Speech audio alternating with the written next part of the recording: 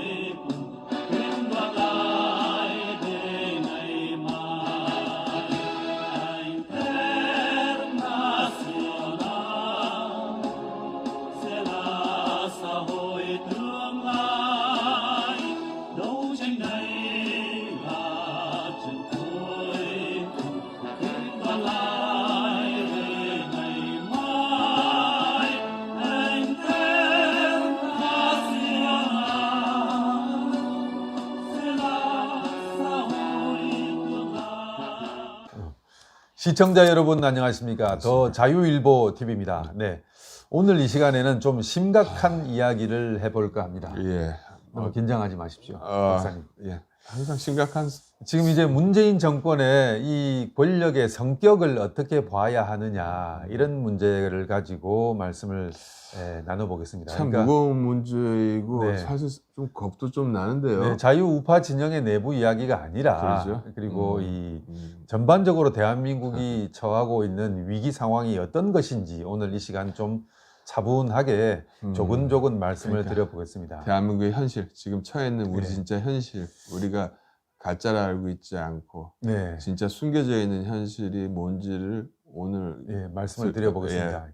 결론부터 말씀드리면 말입니다. 앞으로 제가 좀 긴 이야기를 하겠지만 결론부터 말씀드리면 지금 대한민국의 정치 세력은 크게 두 가지로 나누어야 될 것 같습니다. 뭐 미국 가본 사람과 안 가본 사람은 나뉘듯이 대한민국의 정치 세력을 크게 두 가지로 나누자. 뭐냐면 보한파와 파한파로 나뉘어야 될 것 같습니다. 무슨 뜻이죠? 좀 뭐, 특이하네.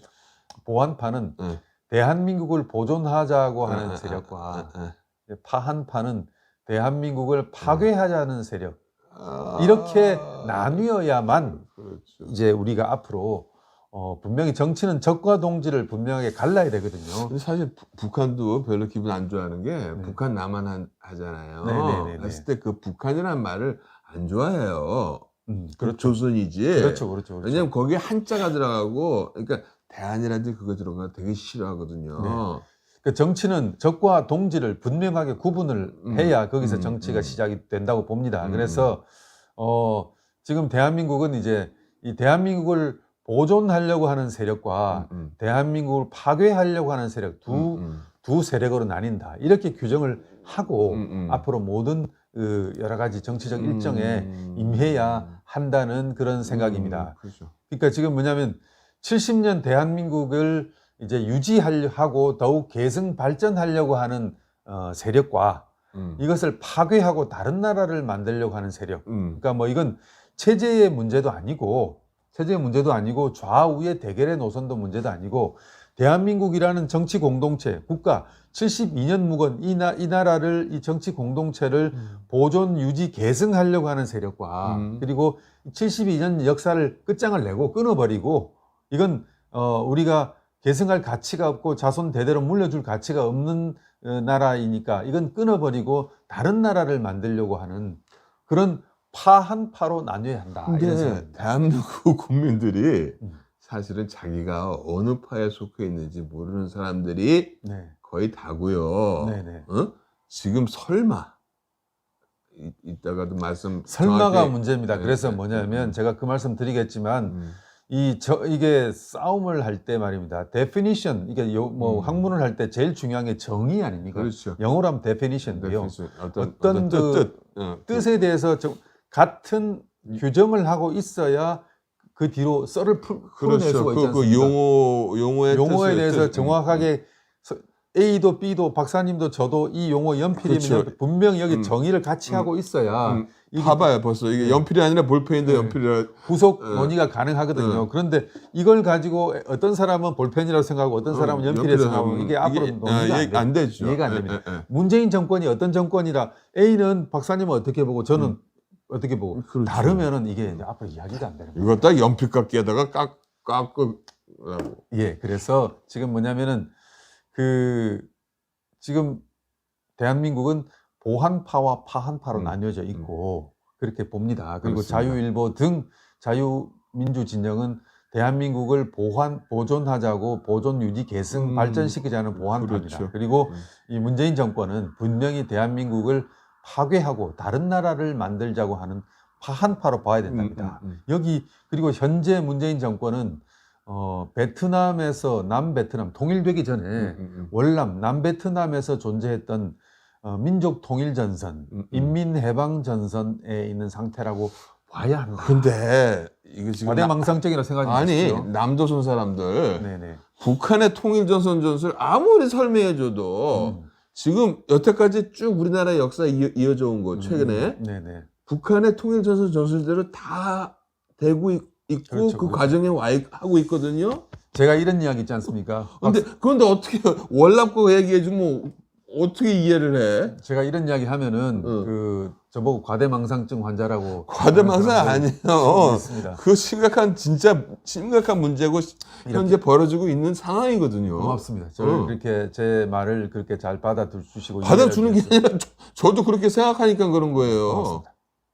그렇게 해서 지금 이제 데피니션이 정확하게 돼야 된다 이 말이죠. 전쟁을 할 때도 말입니다. 적군이 소총 부대인지 안 그러면 뭐 기관총 부대인지 안 그러면 저쪽이 뭐 장거리 활로 무장한 군대인지 아니 그 정도까지도 상관 안 해요. 저는 뭐냐면은 우군을 공격하는 옛날부터 있잖아. 자기네 편인데 자기네 편을 공격하고 적을 도와주고 그러는 어수선한 상황이 대한민국 상황이라는 얘기예요. 근데 그걸 방치해두고 있는 것 같아요. 내가 볼 때는. 어쨌든 전쟁에 있어도 어떤 싸워야 할 대상의 성격을 분명히 알아야 거기에 대해서 적군의 무기 체계를 알아야 거기에 대해서 뭐 저쪽이 칼로 하는 창으로 싸우는 부대라면 방패를 가지고 준비를 해야 될 것이고 뭐 기갑부대라면은 또 기갑부대를 부수는 대전차 포를 대전차 지뢰를 준비해야 될 것이고 대응 방안이 다 나오는 것 아닙니까? 지금 문제는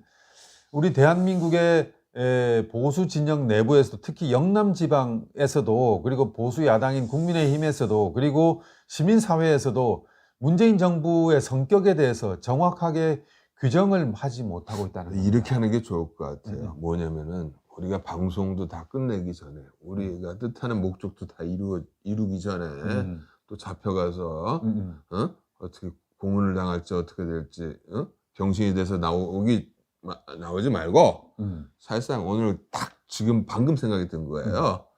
우리 지금 월남 얘기를 하고 있잖아요. 그러니까 한국이라고 생각하지 않고 그냥 속 시원하게 월남 얘기를 실컷 하면 잡혀가지는 않을 것 같아요. 그렇죠? 지금 이제 한번 얘기를 해봅시다. 진짜 솔직하게. 문재인 정권의 성격에 대해서 말씀드리겠습니다. 문재인으로 하지 말고 호지민 정권의 성격이라고 하는 게 낫지 않을까 모르겠어요. 할 얘기는 해야죠. 문솔리니 얘기 함부로 하시면 안 됩니다. 문재인 정권의 성격에 관한 문제입니다. 이제 이들이 세력으로서 무엇을 추구하고 있느냐 이런 얘기입니다. 저는 이제 말씀드립니다. 72년 묵은 대한민국을 없애겠다고 하는 것입니다. 예, 그래서 문재인 대통령은 대한민국의 대통령이기를 거부하고 있다고 봅니다. 제가 옛날에 네. 노무현 대통령 시절에 뭐라고 얘기했냐면 노무현 대통령의 목표는 대한민국의 파괴라고 얘기했어요. 일부 그런 이야기 있었죠. 그 얘기가 나왔어요. 그래도 설마 하는데 지금 이제 문재인 정부 들어서 그런 것이 좀 확연하게 드러나고 있습니다. 저는 그 이유를 알아요. 뭡니까?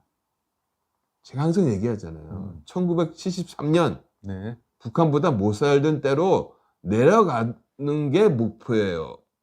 하는 정책들을 다 보세요. 발전한 게 하나도 있습니까? 근데 지금 그게 문제가 아니라 저는 이제 48년 8월 15일 건국된 대한민국을 처음부터 뿌리를 파버리겠다는 겁니다. 그렇죠. 그 얘기를 하는 겁니다. 그 얘기를 하는 것이고, 그리고 그래서 실제로 그 증거들이 꽤 있는데 평양에 가서 문재인 대통령이 이제 어떻게 했냐면 자신을 표현할 때 남측 대통령이라고 그랬죠. 남측 대통령이라고 그랬고, 지난 8.15 광복절 때 말입니다. 대한민국의 국호를 놔두고 대한민국을 놔두고 자꾸 우리나라 그랬어요. 그때 나왔던 광복 회장인가 누가 나올 때 우리 김원웅도 그랬고 했었죠. 우리나라라는 표현을 썼습니다. 그 말은 뭐냐면 앞으로 대한민국이라는 국호를 쓰지 않겠다. 그래서 대한민국의 모든 심볼, 국가 심볼 자체도 지금 이제 그걸 훼손을 하고 있지 않습니까? 근데 광복 회장조차도 광복은 우리의 대한의 광복이었잖아요. 그런 광복 회장조차도 이상하게 이 정권 밑에만 들어가면 사람이 변해. 아까 여가부 장관이 여자에서 남자로 변한 것처럼 갑자기 대한민국 광복 회장이 대한민국 파괴를 외쳤다 이거예요. 그분 참 알 수 없는 분입니다. 그래서 지금 이제 시청자 여러분, 이 정부가 출범 초기부터 적폐 청산을 지금 추진을 하고 있는데 그 적폐는 바로 이렇게 이해해야 됩니다. 뭐냐면 대한민국을 청산한다는 겁니다. 이렇게 정의를 해놓지 않으면은 어떠한 정치 투쟁도 의미가 없다고 봅니다. 근데 대한민국이라고 해놓으면 사람들이 겁을 안 먹어요. 한국 사람들은 그 생각 안 해. 저쪽 무슨 아파트, 현대 아파트에서 불이 났다 그러면 삼성 아파트에서 사는 사람들이 강 건너 불 구경하듯이 하지. 그래도 심각성을 못 느껴요. 박사님, 그래서 지금 우리가 지금 이런 방송을 좀 심각하게 지금 하는 겁니다. 지금 적폐는 대한민국이 아니고 지금 제일 문제들이 말입니다. 이런 국민들만 이런 문제의 심각성을 모르는 게 아니라 특히 법률가들이 이 문제의 심각성을 잘 모릅니다. 지금 보면 그 가장 대표적인 사람들이 이정미 헌법재판관 등 이제 지난 박근혜 탄핵을 했던 헌법재판관들이었는데요. 뭐냐면 형식 논리만 가지고 합법이다, 불법이다 이렇게 포멀하게 공식적으로 접근을 하는데요. 이러한 접근으로는 지금 문재인 정부의 그 논리를 깨지를 못합니다. 아니, 헌법재판소가 미국의 상원의 기능을 어느 정도 하는데 우리나라에서 만장일치, 만장일치라는 캥거루 투표가 나올 수가 있는 겁니까? 지금 이제 그 외에 너무 길어지니까 그래서 이제 법률가들이 뭐 합법이니 불법이니 문재인 정권이 합법적이다 불법적이다 이런 이야기를 하는 것 자체가 형식 논리가 얼마나 의미가 없느냐를 얘기를 드리려고 합니다.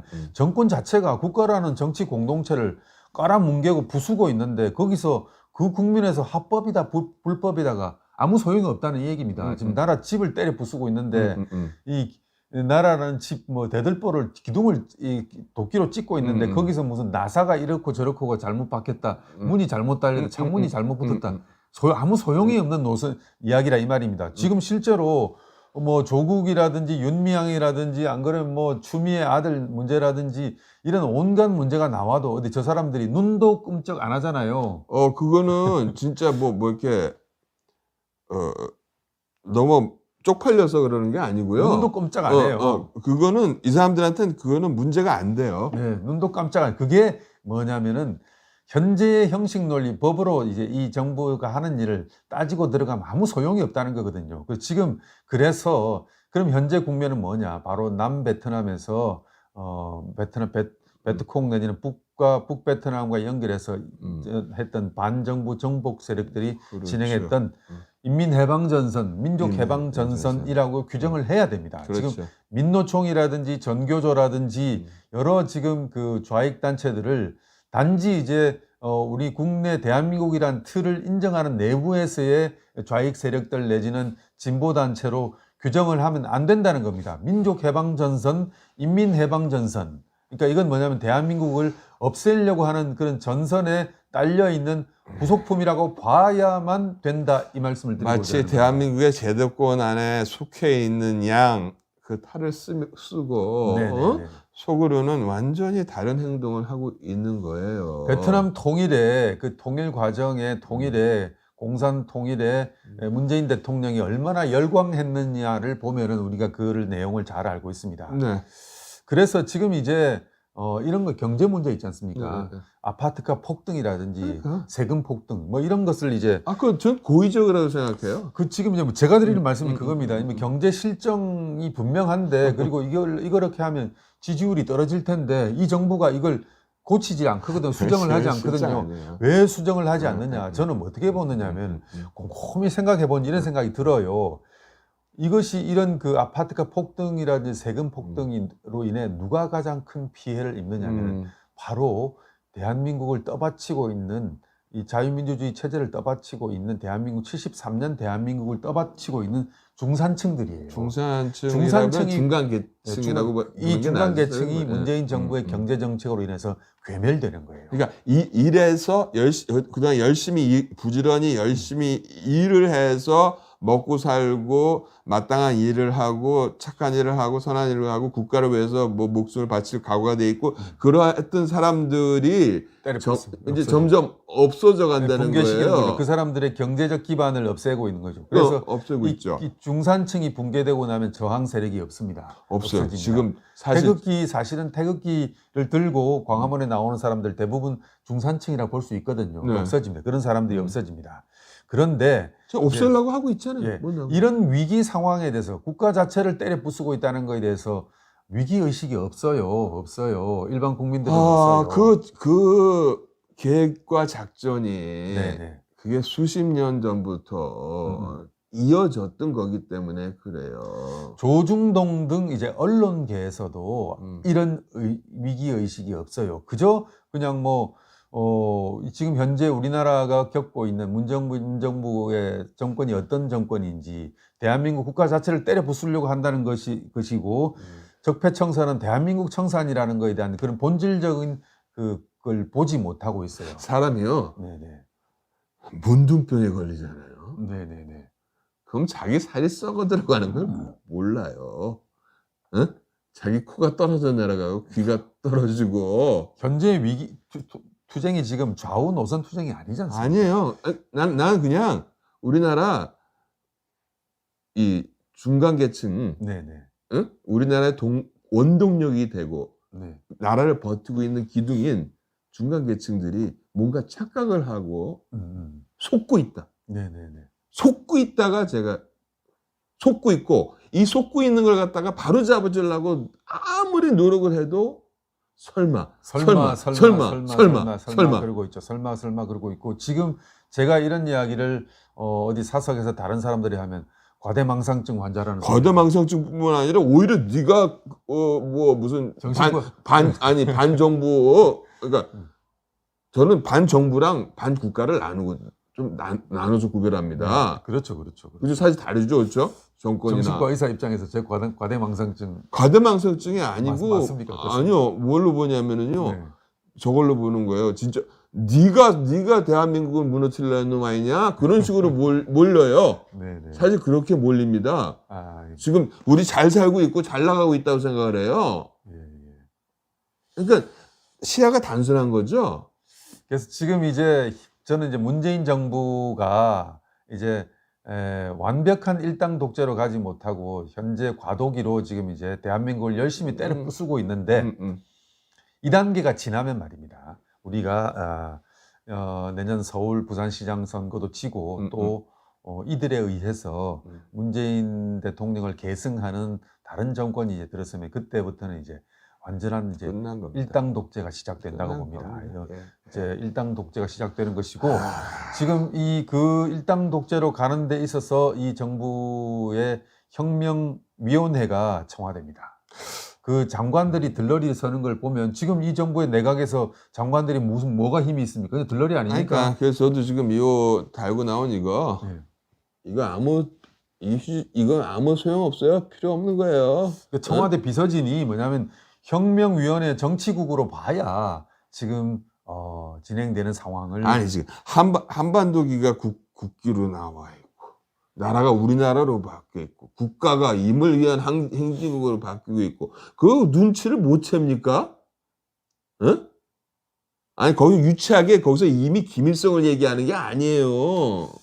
응? 지금 이제 계속 지금 말씀을 드리지만 그 제1야당인 국민의힘 말입니다. 국민의힘에서 이런 문제의식을 갖고 있는 사람들이 누가 있을까? 오히려 뭐 그런 문제의식을 갖고 있는 사람들도 꽤 있지만 김종인 비대위원장은 너무나도 엉뚱한 길로 지금 가고 있는 것 같아요. 그래서 지금 뭐 5.18 특별법을 만들고 전라도 지역을 이용해서 뭐 지금 정부 여당은 특히 호남을 앞세워서 애초부터 태어나지 말았어야 할 나라라고 대한민국을 폄하하고 있습니다. 그렇죠. 완전히 역사 속에서 지금 제거하고 있지 않습니까? 대한민국을 태어나지 말았어야 할 나라라고 이제 제거해야 할 나라라고 이제 이승만이 대통령이 되고 미국이 세운 나라서 미제의 앞잡이다.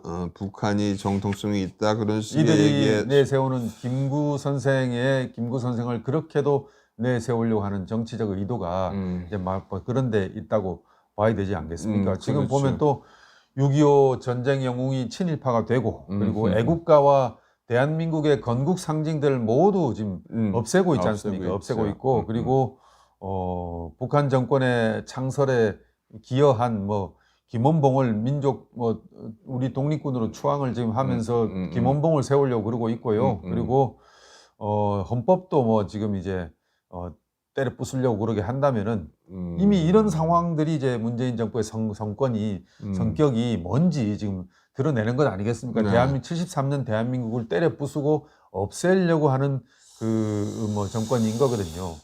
사실 보면 국가가 생존하고 나서야 뭐 체제 문제가 있는 건데 지금 국가라는 울타리를 때려 부수고 있으니까 이거는 뭐 좌우의 대립 문제도 아니고 뭐 그 체제 문제도 아닌 것 같습니다. 그래서 체제 전복보다도 더 큰 이제 국가 전복을 하고 있다는 것, 이것을 우리가 분명히 지금 알아야. 그래서 지금 이제 문재인 대통령이 어떤 이야기를 주로 하냐면은 이제 외세를 배제하고 민족은 당연히 하나가 돼야 되고 전쟁은 절대로 안 되고 평화는 지속되어야 한다. 이게 어디서 많이 듣던 내용입니다. 어떤 내용이냐면은 어디서 듣던 내용 같은데 외세를 배제하고 민족은 당연히 하나가 되어야 하며 전쟁은 절대 불가이고 평화는 지속되어야 한다. 문재인 대통령이 하시는 말씀 맞죠? 아니요. 좀 꽤 된 얘기 같은데. 문정권이 아니고 원조는 베트남을 적화 통일했던 베트남 민족해방전선 NFL 베트콩 산하의 민족민주 평화 세력이 주창했던 구호입니다. 맞아요. 그러니까 남베트남에서 그 월남을 뒤엎은 전복 세력들이 주장했던 구호입니다. 그래서 이걸 그때 내세웠던 사람이 가장 강하게 내세웠던 사람이 누구냐면요. 1967년에 그 남베트남의 야당 대선 후보였던 쭝딘슈 입만 열면 뭐라고 그랬냐면요. 쭝딘슈 대선 후보가 미군 철수, 반전 반미, 민족 단결, 대화를 통한 평화 구축 등을 내세웠어요. 근데 베트남 통일하고 나니까 이 쭝딘슈가 북베트남 하노이가 보낸 간첩이었다는 것이 밝혀졌죠. 예, 그런 상황이 있습니다.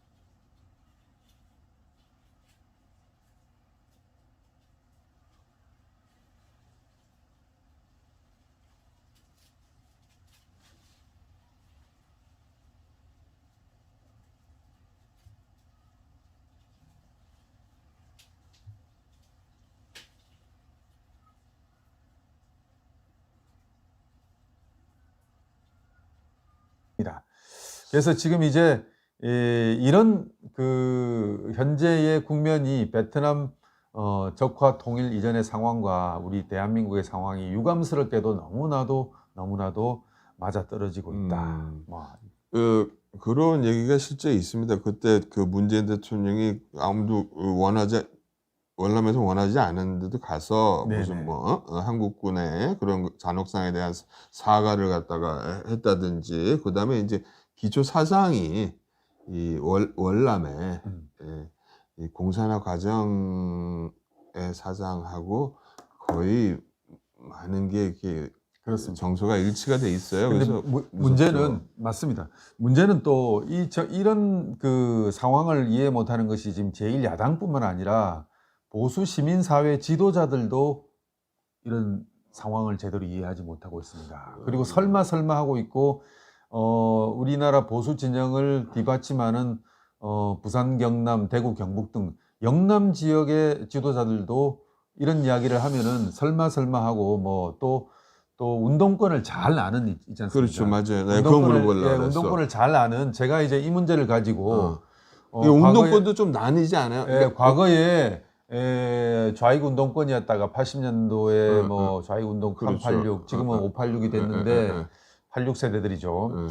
뭐 감옥까지 갔다 온 뭐 선배들 이제 그 이야기와 나눌 보면 제가 이런 이야기를 드리면 저보고 뭐 과대망상증 환자라고 그러고 또 어떤 사람은 그런 그 얘기였구나. 자기가 감옥에 80년대 가기 전에 조사받을 때 공안 검사가 하는 이야기를 듣는 것 같다. 근데 뭐 이렇게 얘기합니다. 그분이 쓴 한 그 제가 이제 제가 한 그 보수 시민사회의 지도자가 쓴 이제 내용들을 제가 좀 조금 소개를 해드리겠습니다. 소개를 해드리자면 문재인 정부와 민주당은 이념 프레임으로 이해하면 안 된다는 겁니다. 맞아요. 이념 프레임으로 이해하면 안 된다. 지금 이제 무슨 얘기냐면 간혹 김원웅 같은 자가 나타나서 뭐 이승만, 박정희, 안익태, 백선엽 등을 저격하는 등 대한민국의 정통성이나 정체성을 부정하는 듯 하지만 이들은 소매치기가 가방 쓱 끌고 나가는 지갑을 훔칠 때 무사람을 관심을 딴 데로 끌는 소란 피우는 바람잡이에 불과하다는 그렇죠, 거예요. 바람잡이. 실제로 문재인 정부가 그렇게 제가 앞에서 말씀드린 거창한 그 혁명 내지는 국가를 전복하려는 게 아니라 그냥 그 좌익 포퓰리스트다 뭐 이런 거라는 얘기입니다. 속을 내세우고 이들의 있으니까. 목적이 연방제 통일도 아니고 그리고 사회주의도 아니고 또 이들이 주사파도 아니고 빨갱이도 아니고 또 이념의 전사나 투사도 아니라는 거예요. 그리고 지금 뭐 김문수 전 지사라든지 고영주 변호사 등 뭐 김영환 전 우리 북한 인권 운동가 등이 자유투사가 맞고 뭐 이런 얘기지만은 어쨌든 정광훈 목사도 자유를 위해 투쟁하고 있지만 문정권의 핵심들은 이런 이념에 충실한 전사 투사들이 아니라는 겁니다. 그러니까 이런 게 있어요. 사실 막 그 옛날 독재 군사 정권이라고 치자면 뭐 그런 게 있었을 때 민주화를 위해서 투쟁을 하다가 감옥까지 가고 고문까지 당한 사람도 지금 이제 제가 이런 이야기를 하면 제가 얼마 전에도 이런 이야기를 나눴어요. 그래서 나누니까 과대망상증 아니냐 그리고 그리고 공안 검사와 얘기하는 것 같다 이런 이야기를 하는 거예요. 제가 앞서 박사님한테 드린 말씀. 근데 이런 게 있어요. 전쟁터에서도요. 장군들과 이 높은 참모들이 작전을 짜잖아요. 그러면 이 작전이 왜 이렇게 이루어지는지에 대해서 병사들은 모를 수 있단 말이에요. 병사들은 모르죠. 병사들은 쉽게 해서 행동을 애로 나가는 사람들은 이 작전의 개념을 모르고 잘 모르죠. 나갈 수가 있어요. 하지만 그 사람들이 총에 맞아 죽는 거거든요. 그렇죠. 그러니까 감옥에 갔다 왔다고 해서 진짜 이 사람이 운동권이었느냐? 그런데 저는 이제 어쨌든 그런 그 운동권의 이론가라고 할 수 있는 사람들과 그리고 지금 이제 돌아서서 지금 이제 보수 우파가 된 그 선배들하고 이야기를 해보면 이런 이야기를 제가 앞서 말씀을 드리면은 저의 생각이 동조하지 않고 또 심지어는 저보고 과대망상증 환자라고 하는 사람도 있고 그리고 또 공안 검사를 보는 것 같다는 이야기를 합니다. 그리고 그러면서 하는 이야기가 무슨 얘기냐면은 지금 현재 문재인 정권의 핵심들은 뭐 그런 사상 이론가라든지 거창한 국가 전복 세력이 아니라 그저 그 돈에 눈이 멀고 그거 재물에 눈이 멀고 권력에 눈이 먼 불나방 같은 그 권력 붙어 있는 뭐 바퀴벌레 같은 존재들이지 그들이 무슨 뭐 그런 투사들이 아니라는 겁니다. 그리고 정치도 도덕도 염치도 없는 그냥 양아치 집단인 거지. 뭐 그리고 뭐 권력만 쫓을 수 있으면 뭐 간도 쓸개도 다 내주는 그런 집단이지 그런 이념적으로 어떤 국가를 때려 부수려고 하는 그런 것을 추구하는 집단이 아니라는 겁니다. 옛날 운동권도요. 그러니까 나이브하게 보고 있는 거죠. 예, 옛날 운동권도요. 그냥 이렇게 대충 의식화 교육을 받고 이렇게 듣다 보니까 진짜 맞고 빈부의 차이가 있고 뭐가 부조리가 있는 걸 알고서 이제 화가 나고 흥분해서 감정적으로 움직여서 운동을 하고 투쟁을 하는 운동권이 있는 반면에 네네네. 차근차근 이 고대 역사부터 시작해가지고 왜 그 러시아에서 공산주의 혁명이 일어났고, 왜 사회주의 혁명들이 일어났고, 무슨 코민테른으로 시작해서 볼셰비키, 맨셰비키, 또 왜 트로츠키가 축출돼야 됐고, 죽어야 됐고, 스페인에서 왜 내전이 일어났고, 그 내전에 왜, 여러 다양한 그렇죠. 세력들이. 지금 말씀하시는 게 세계사적인 혁명 과정들을 비교하고 분석해보고 이 과정을 한국에서 지금 일어나는 일도 딱 갖다 대 보면은 그렇죠. 지금 이게 어떻게 흘러가고 있는 게 저는 보이거든요. 저도 보여요. 그래서 제가 박사님께 드린 말씀인데 박사님도 그게 동조하시는 거 아닙니까? 그런데 안타깝게도 저는 이제 과거에 진짜 그 운동권 선배님들, 운동권 지금은 보수 운동권이 보수 이제 이념가들이 된 분들하고 이야기를 나눠 보면은 이제 저가 이런 이야기 말씀을 드리면 공안 검사하고 얘기하는 것 같다. 그리고 뭐 다 그런 이야기를 인정하지 않아요. 근데 조금 저는 이렇게 생각을 했어요. 뭐냐면 조금 도움은 되지 않을까. 뭐냐면은 그 옛날에 이렇게 쉽게 해서 운동권을 열심히 운동권하고 막 교육도 시키고 후배 들어오면 막 사선 교육도 시키고 했던 그런 분들 중에서 이렇게 전향 돌아섰다 그게 아니라 이제 생각을 이제 다르게. 예, 요즘 세상을 보면서 지금 요즘 세상을 보면서 이제 벌어져 가고 있는 지금 이 사태, 우리 살고 있는 2020년 현재, 11월 현재의 그 전후 사정을 보면서 생각하는 분들이 이 생각도 그것도 두 개로 좀 나뉠 것 같아요. 왜냐면 우리와 같은 생각을 하고 계시는 분들 분명히 있을 거라고 생각해요. 있습니다. 있고 그리고 이걸 이제 그걸 문제를 확산을 시키고 이제 사람들한테 설득을 해내야 됩니다. 지금 제가 제일 보수 야당을 말씀드렸는데 너무나도 뭐 어이가 없지만 제일 보수 야당도 그 설득을 하고 그 당의 노선 그리고 무엇보다도 자기 유력한 대선 주자에게 대선 후보에게 지금 이런 위기의 국면 지금 현재 위기의 국면 본질을 인식하게끔 이해를 시켜야 됩니다. 이해를 시켜야 되고 또 비록 어려운 일이지만 시민사회, 보수진영의 시민사회의 지도자들에게도 이런 위기의 상황이라는 것을 정확하게 인식시키고 아까도 말씀드렸다시피 학문을 하는 데 있어서 가장 기본적인 게 데피니션 아닙니까? 그렇습니다. 정의가 같아야 되거든요. 그 어떤 상황을 정확하게 같이 이해를 하고 있어야 되는데 뭐 상황을 엉뚱하게 이해도가 다르면은 그에 대한 투쟁 노선도 당연히 달라질 수밖에 없는 거죠. 지금 사람들이 제일 헷갈리고 있는 게 개혁과 뭡니까? 혁명이에요. 뭐냐면 레볼루션이거든요. 리볼버 알죠? 권총. 레볼루션은 180도 딱 도는 거예요. 그 의미를 그냥 우리 캐치할 수 있어요. 180도 확 바뀐. 지금 고인이 되셨지만은 박원순 서울시장이 뭐라 했는지 알아요? 뭐라고 하셨습니까? 180도 확 바뀐 세상을 보여주겠다 그랬어요. 누가 그랬죠? 여러분이 여태까지 보지 못했던 세상을 보여주겠다. 이거는 이미 예고편이에요. 솔직히 바뀐 거야. 저들이 저런 프로그램을 진행을 하고 있는데 계속 그것을 아주 좋게 봐주려고 하는 사람들이 우리 보수 진영에는 대부분인 것 같아요. 그래서 70년의 호흡으로 지금 대한민국이 이제 지금 사라지느냐, 살아남아서 계승 발전을 하느냐, 그 절체절명의 위기의 순간이 앞으로 남은 한 6개월 정도인 것 같아요. 그렇습니다. 그게 이제 왜 그러냐면 이제 이거 반격할 수 있는 교두보를 마련하는 것이 서울, 부산 시장 선거인데 이제 그 교두보를 마련하는 데 있어서 지금 제가 왜 이런 말씀을 드리냐면은 그만큼 국가가 없어지느냐의 그 어떤 절체절명의 위기다.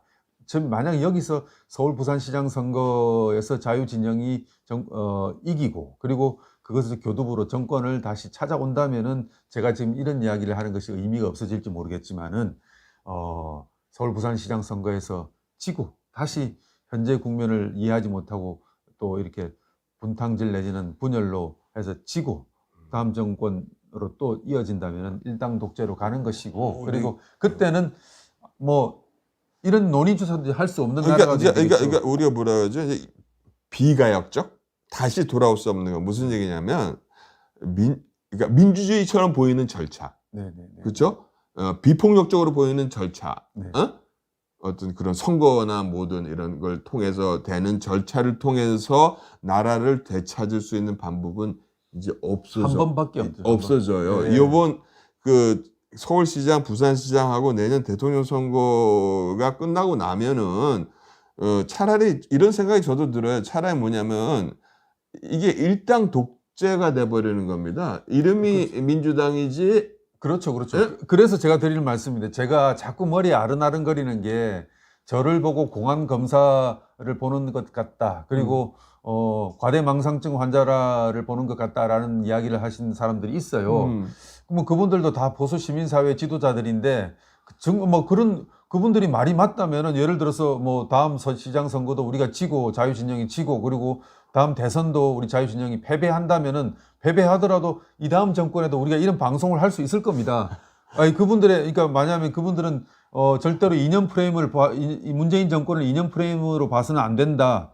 권력 프레임으로 봐야 된다. 이들은 그냥 권력을 추구하는 그리고 돈과 물질에 눈이 먼 그런 양아치 집단일 뿐이다. 라고 규정을 했다면 다음 정권에도 우리가 방송할 수 있을 거예요. 근데 양아치 집단 아니에요. 양아치 집단 아니죠. 양아치 집단 아니죠. 그래서 지금 박사님 수십 년간 열심히 그 진지 이론이 뭡니까? 수십 년간 열심히 우리가 모르는 사이에 그 개미와 배짱이처럼 개미들처럼 꾸준히 한 뼘 한 뼘의 땅을 점령해 온 거예요. 모든 각 분야에. 그래서 이런 생각이 듭니다. 지금 만약에 다음 계속 이런 우리가 정권을 되찾지 못한다면 우리가 1, 2년, 2, 3년 뒤에는 이런 방송 대한민국에는 할 수 없습니다. 할 수 없어요. 네, 망명 방송을 만들 수밖에 없는. 왜 그러냐면 그냥 했다면 다 그냥 고발 고소로 다 잡아가니까. 근데 잘 들어보세요. 가령 소비에트가 정권을 잡아가지고 소련 공산당이 생겼어요. 근데 소련 공산당원이 됐음에도 불구하고 공산당 안에서도 그렇게 수많은 숙청이 이루어졌어요. 맞습니다. 그럼 그 밖에서는 얼마만큼 이루어졌다는 얘기예요? 맞습니다. 그다음에 중국 공산당이 생겼어요. 중국 공산당 내에서 이게 특별한 세력인데, 특권 세력인데 그 안에서도 숙청이 일어났는데 그 나머지 국민들은 얼마나 많이 죽었겠습니까? 북한을 예를 들어 봅시다. 북한 노동당을 세웠어요. 북한 노동당에 속한 사람들도 그렇게 수도 없이 잔혹하게 필요 없으면 학살이 되고 제거되고 무슨 옛날에 세워진 뭐 연안파 무슨 소련파서부터 시작해가지고 남노당까지 다 그렇게 하는 판에 평민들은 어떻게 되겠냐 이거예요. 그러니까 무슨 얘기냐 이런 생각이 든 거예요. 아무튼 그렇다 치더라도 민주당에 지금 내가 빨리 민주당원으로 가입을 해놓는 게 아니 심각한 문제예요 진짜로. 알겠습니다. 지금 이 선거 다 판 나서 내년 5월 되기 전에 민주당 들어가서 저도 그 광복 회장처럼 뭐 그렇게 유명한 사람은 아니지만 계속 무슨 컬럼이나 방송도 우리 방송을 바꾸면 유지될 수 있어요. 찬양 방송으로 바꾸면 돼요. 반성하고 그렇게 하시겠습니까? 살아야죠. 살아야죠. 근데 참 문제가 뭐냐면은 고집이 셌어. 지금 뭐냐면 재벌층하고 이 당이 민주당이 결집하고요. 공무원하고 모든 그 공사에서 일하는 아니 나는 그게 제일 황당하더라니까. 요번에 뭐 아프면 출근하지 않기? 열나면 출근하지 않기? 말이 됩니까? 우리 일하는 중간층들이 아프면 출근 안 해도 됩니까? 시청자 여러분, 오늘 좀 심각한 이야기, 현재의 문재인 정부와 현재 정치 상황을 어떻게 우리가 규정해야 되느냐 그 데피니션에 관련해서 말씀을 드렸습니다. 오늘 말씀 여기까지입니다. 고맙습니다. 네. 시청자 여러분 안녕하십니까? 더 자유일보 TV입니다. 오늘 이 시간은 그 조금 전에 나갔던 방송에 대한 부록 정도로 이해하시면 될 것 같습니다. 무슨 말씀이냐면 문재인 정권의 성격을 어떻게 규정하느냐에 대한 일종의 지금 보수 우파 진영에서 약간의 논쟁에 관련한 얘기입니다. 그렇죠. 그러니까 저희 방송에서는 우리 자유일보 TV에서는 그 문재인 정권이 대한민국이라는 울타리 바깥에서 이 울타리 자체를 국가 공동체 자체를 때려 부수려고 하는 국가 파괴 세력으로 규정을 해야 된다고 말씀을 드렸거든요.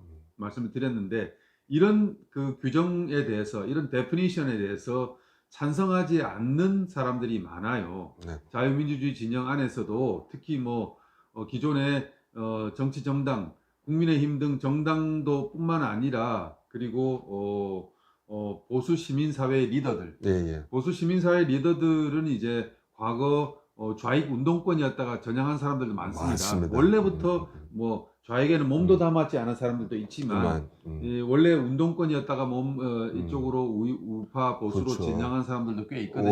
원래 이런 게 아닌데 하고 이제 느낀 사람들이. 그리고 또 요즘 우파 유튜버들이 많이 있지 않습니까? 그렇죠. 우파 유튜버들도 많은데 이 규정에서 이 찬성하지 않는 사람들이 많아요. 그리고 또 영남 지역의 경상남북도와 영남 지역의 대부분의 주민들도 설마 하는 겁니다. 그렇죠, 설마 이 문재인 정권이 설마 대한민국을 그렇게까지 하겠느냐? 때려 부수려고 하는 세력인가에 대해서 동조하지 않아요. 않죠. 그런데 분명하게 말씀드립니다.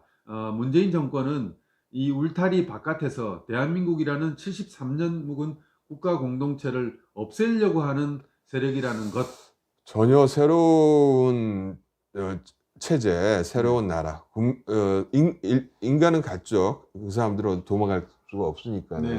같지만은 그래서 우리가 조심해야 될 게 뭐냐면은 그런 것 같아요. 우리가 상당히 지금 위험한 말을 하고 있기 때문에 어떤 정의, 어떤 데피니션, 어떤 용어에 대한 정확한 말을 해야 될 것 같아요. 그걸 대표적인 거 앞으로 계속 우리가 이런 논의를 시간 날 때마다 하겠지만 제가 지금 여러분한테 한 가지만 좀 예를 들어 드릴게요.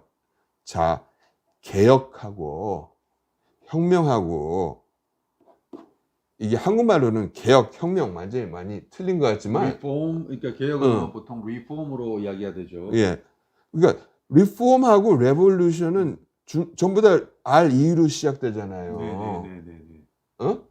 그러니까 어원이 같은 데서 온 거예요. 하지만 리폼은 개혁이고요. 레볼루션, 진화, 에볼루션은 진화 아시죠? 다 같은 데서 온 건데 레볼루션은 180도 바뀌는 겁니다. 세계가 뒤집힌다는 뜻입니다. 그렇죠. 그래서 우리는 박사님, 우리는 이제 문재인 정권을 혁명 세력으로 보는 거죠. 근데 혁명도 이 리폼을 위한 개혁을 위한 혁명이 있고요. 리볼루션을 위한 혁명이 있어요. 그렇죠. 레볼루션 혁명을 하고 있는. 그러니까 쉽게 해서 그 러시아 혁명이 레볼루션이고요. 그 모태통 혁명이 레볼루션이에요. 그런 단계에 있다는 것을 이제 자유일보 TV는 일관되게 저희가 계속 그러니까 지금 대한민국이란 명칭에 짜증 나고 애국화 짜증 나고 동해안과 백두산 짜증 나고 태어나지 말았어야 할 나라이고 나라이고 태극기 짜증 나시면 동조하시고 아니라면 진짜 개념부터 똑바로 잡고 이제 두 눈 똑바로 뜨고 지금 관찰해야 될 시점입니다. 문재인 정권 절대로 양아치 세력 아닙니다. 똑똑한 세력입니다. 문재인 대통령이 치매라고요? 아닙니다. 천재입니다. 오늘 방송 여기까지입니다. 고맙습니다. 이런 게 하나 들어가야 돼. 괜찮죠? 왜냐면 그래 우리가 조금 적고 되었습니다. 왜냐면 사실 그게 제가 사실 제 월남 호치민 놈들 사실 그런 거거든요. 하드한 이야기를 해가지고 오늘. 하다는 얘기 아니야. 이거 잘못하면 잡혀.